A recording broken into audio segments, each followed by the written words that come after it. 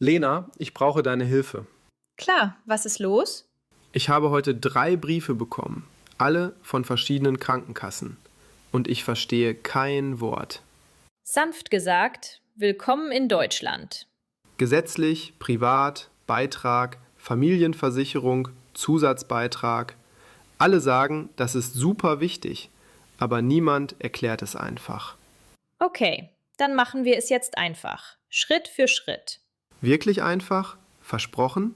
Versprochen. Und wenn etwas nicht klar ist, fragst du sofort. Abgemacht? Abgemacht. Also, das Wichtigste zuerst. In Deutschland brauchst du eine Krankenversicherung. Ohne Krankenversicherung geht es normalerweise nicht. Okay, und es gibt 2 Arten? Genau, gesetzlich und privat.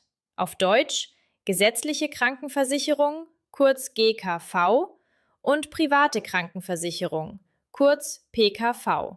Und welche habe ich? Die erste Frage ist, bin ich gesetzlich oder privat versichert?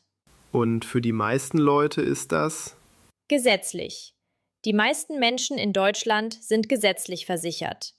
Besonders normale Angestellte sind meistens in der GKV. Also bin ich als normaler Arbeitnehmer meistens gesetzlich versichert. Genau.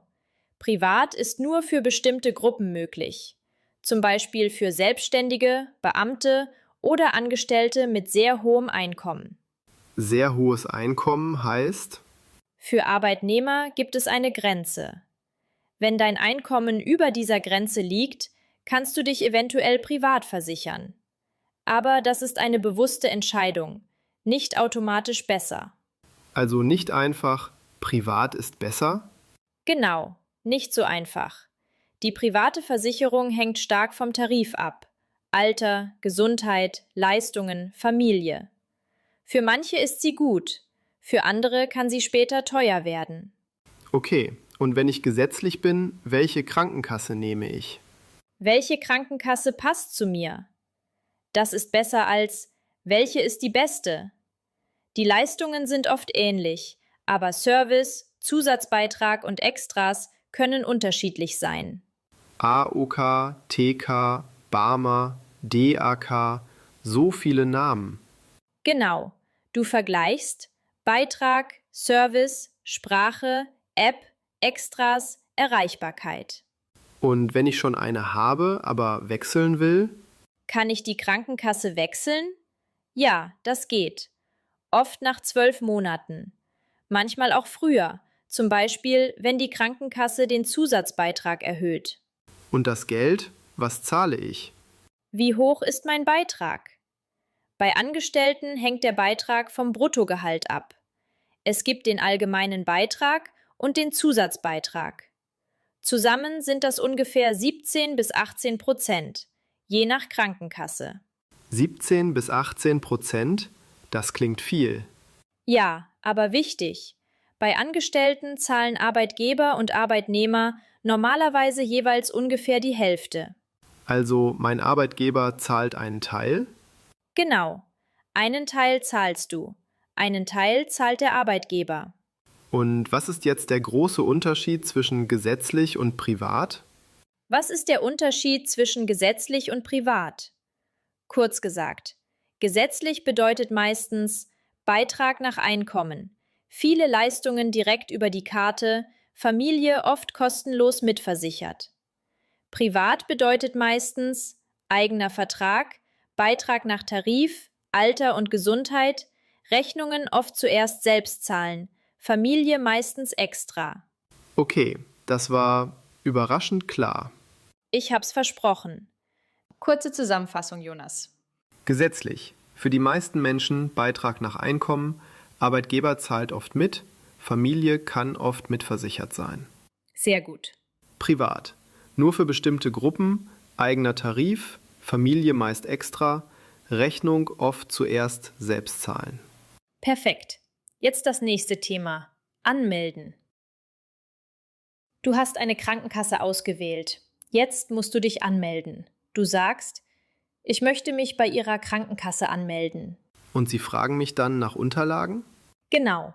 Deshalb fragst du am besten gleich, Welche Unterlagen brauche ich? Und welche sind das normalerweise? Das hängt von deiner Situation ab.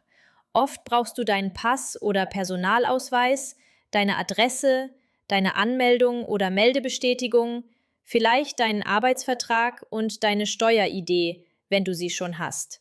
Steuer-ID. Die habe ich vielleicht noch nicht. Das passiert oft am Anfang. Dann sagst du einfach, ich habe noch keine Steuer-ID. Und ist das ein Problem? Meistens nicht sofort. Die Steuer-ID kommt nach der Anmeldung beim Bürgeramt per Post. Wichtig ist, sag ehrlich, was du schon hast und was noch fehlt. Ah, also hängt alles zusammen. Bürgeramt, Steuer-ID, Krankenkasse. Genau. In Deutschland hängt sehr viel zusammen. Und wenn das Formular kompliziert ist? Können Sie mir das Formular per E-Mail schicken? Oder per Post? Viele Krankenkassen machen heute vieles digital. Und dann bekomme ich diese Karte? Ja, die elektronische Gesundheitskarte. Viele sagen einfach Versichertenkarte oder Gesundheitskarte. Wann bekomme ich meine Gesundheitskarte? Und die brauche ich beim Arzt? Genau. Beim Arzt zeigst du deine Gesundheitskarte. Damit sieht die Praxis, dass du gesetzlich versichert bist. Und das Geld? Was zahle ich am Ende im Monat? Was kostet das im Monat? Bei der gesetzlichen Versicherung hängt es vom Einkommen ab. Wenn du angestellt bist, wird dein Anteil meistens direkt vom Gehalt abgezogen. Also ich muss nicht jeden Monat manuell überweisen? Als Angestellter normalerweise nicht. Das läuft über die Lohnabrechnung. 6 Sätze. Anmeldung fertig. Anmeldung fast fertig. Die Krankenkasse sagt dir dann genau, was noch fehlt. Okay, nächstes Thema, Jonas. Und das ist für viele Menschen sehr wichtig. Was denn? Familie. Ah, wenn man nicht alleine ist. Genau. Bei der gesetzlichen Versicherung gibt es etwas Besonderes. Die Familienversicherung. Das heißt? Dein Ehepartner, deine Ehepartnerin oder deine Kinder können unter bestimmten Bedingungen kostenlos mitversichert sein. Unter bestimmten Bedingungen?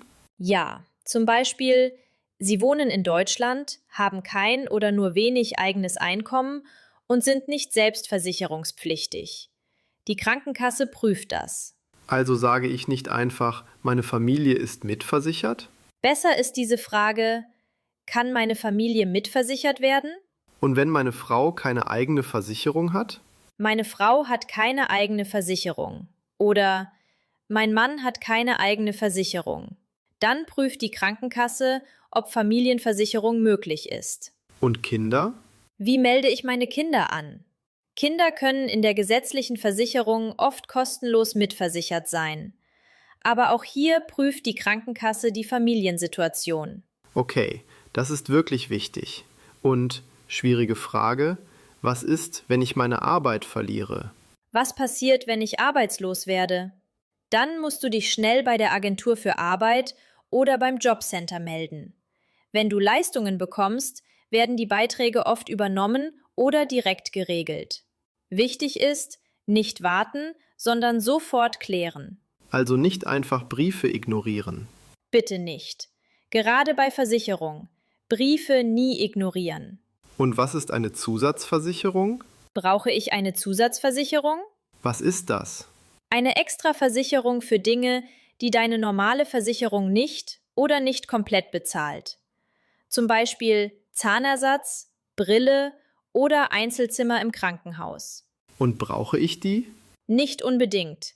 Am Anfang ist die Grundversicherung wichtiger. Zusatzversicherung kann später kommen, wenn du wirklich weißt, was du brauchst. Gut, ein Problem weniger für heute. Letztes Thema, Jonas. Wenn du beim Arzt bist. Ah, das Praktische. Genau. Was zahlt die Versicherung? Was musst du vielleicht selbst zahlen? Beim Arzt zeigst du deine Gesundheitskarte. Viele normale Behandlungen werden dann direkt über die Krankenkasse abgerechnet. Aber manchmal fragst du besser vorher. Übernimmt die Versicherung das? Übernehmen heißt hier, bezahlt die Versicherung das? Und bei normalen Arztbesuchen? Bei der gesetzlichen Versicherung wird vieles direkt abgerechnet, aber nicht alles. Deshalb ist die Frage wichtig. Und wenn ich zu einem Spezialisten muss, einem Facharzt? Brauche ich eine Überweisung? Eine Überweisung ist ein Formular vom Hausarzt für einen Facharzt. Manche Fachärzte brauchen sie, manche nicht. Deshalb fragst du vorher. Also nicht immer Pflicht? Genau, nicht immer, aber oft hilfreich. Und gibt es Sachen, die ich selbst zahlen muss? Was muss ich selbst bezahlen? Manchmal gibt es Kosten, die du selbst zahlen musst. Zum Beispiel bestimmte Medikamente, Extras oder private Leistungen. Frag immer vorher. Dann gibt es weniger Überraschungen. Und wenn ich eine Rechnung bekomme, bei der privaten Versicherung zum Beispiel? Wo kann ich meine Rechnung einreichen? Einreichen heißt, du schickst die Rechnung an die Versicherung. Bei privater Versicherung zahlst du oft zuerst selbst und bekommst später Geld zurück, je nach Tarif. Bei der gesetzlichen ist das meistens anders? Ja, bei der gesetzlichen zeigst du meistens deine Karte und die Praxis rechnet direkt mit der Krankenkasse ab. 20 Sätze. Und ich verstehe es tatsächlich. Du verstehst es tatsächlich. So, Jonas, das war die Krankenversicherung. Gesetzlich oder privat, anmelden, Familie, Arztbesuch. Am Anfang hatte ich 3 Briefe und keine Ahnung. Jetzt habe ich einen Plan. Genau das war das Ziel. Aber ehrlich, Lena, es ist trotzdem viel.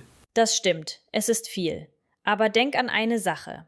Versicherung klingt wie Bürokratie, wie Papier, Briefe, Formulare, Beiträge. Ja, genauso fühlt es sich an. Was ist der Punkt? Der Punkt ist, wenn du krank wirst, wirklich krank, dann bist du nicht allein. Du hast eine Karte. Du hast eine Krankenkasse. Du kannst zum Arzt gehen und Hilfe bekommen. Ruhig gesagt, das ist eigentlich schön. Das ist eigentlich schön. Ein Antrag, eine Karte, ein Beitrag im Monat und du hast Sicherheit. So fühlt sich Sicherheit an, auf Deutsch. Leise. So fühlt sich Sicherheit an. Wenn dir die Folge geholfen hat, abonniere den Kanal, lass ein Like da und schreib uns in die Kommentare, welche Krankenkasse hast du? Und wenn du diese Folge verwirrend fandest, hör sie dir einfach noch einmal an. Beim zweiten Mal ist alles klarer. Bis zum nächsten Mal. Tschüss!